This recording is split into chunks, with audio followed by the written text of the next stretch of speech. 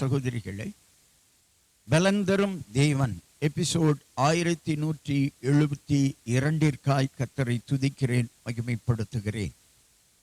சங்கீதம் 119, 101 இன்றைய தியானத்திற்கு நாம் எடுத்துக்கொள்வோம். சங்கீதம் 119, 101.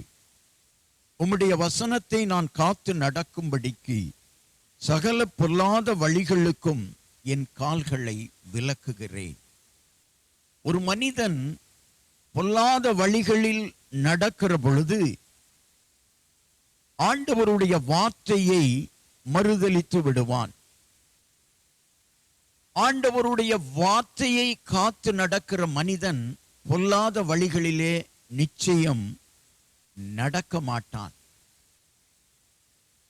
இன்றைக்கும் இந்த செய்தியை கேட்டுக்கொண்டிருக்கிற என் அன்பு சகோதரனே, சகோதரியே, பொல்லாத வழிகளிலே உன் வாழ்க்கை இருக்குமானால், அக்கிரம தீய வழிகளிலே நீ நடப்பாயானால், இன்றைக்கு ஆண்டவர் ஒரு சந்தர்ப்பத்தை உனக்கு கொடுத்து அழைக்கிறார்.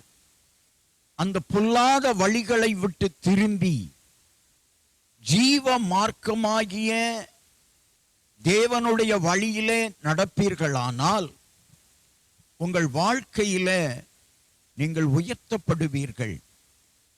ஒரு மனிதன் உயர்த்தப்படுவதற்கு பொல்லாத வழிகளை விட்டு விலகி தேவனுடைய வார்த்தைகளை காத்து நடக்க வேண்டும். ஒரு மனிதனை உயர்த்துவது தேவனுடைய ஜீவனுள்ள வார்த்தைகள். அது தேவ வார்த்தைகள், ஜீவ வார்த்தைகள். இந்த செய்தியை கேட்டுக்கொண்டிருக்கிற என் அன்பு சகோதரன, சகோதரியே, இன்றைக்கு ஒரு சந்தர்ப்பம் உன்னை தேடி வருகிறது.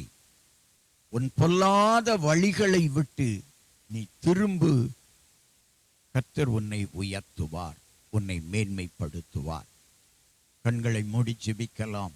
எங்களை நேசிக்கிற நல்ல தகப்பனை, சங்கீதக்காரன் பொல்லாத வழிகளுக்கு தன் கால்களை விலக்கி தேவனுடைய வார்த்தை காட்டுகிற வழிகளிலே நடந்ததினாலே சங்கீதக்காரனை கனப்படுத்தி மேன்மைப்படுத்தி உயர்த்தி வைத்ததை போலே இன்றைக்கு யார் யார் பொல்லாத வழிகளுக்கு தங்கள் கால்களை விலக்கி பரிசுத்த வழியிலே நடக்கிறார்களோ, தேவனுடைய ஜீவனுள்ள வார்த்தைகள் சொன்னபடி செய்கிறார்களோ, நடக்கிறார்களோ, அவர்களை நிச்சயமாக நீர் உயர்த்துவீர் என்று நம்புகிறோம்.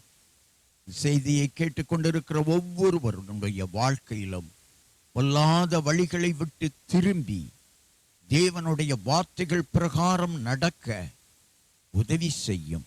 உம்முடைய வார்த்தைகள் இந்த செய்தியை கேட்கிற ஒவ்வொருவனுடைய வாழ்க்கையிலும் மாற்றத்தை கொண்டு வரட்டும். ஜீவனுள்ள வார்த்தைகள் ஜீவனற்ற மனிதர்களுக்கு ஜீவனை கொண்டு வரட்டும், உயிர்ப்பிக்கட்டும். இயேசு கிறிஸ்துவின் நாமத்தில் ஜெபிக்கிறேன் பிதாவே, ஆமென்.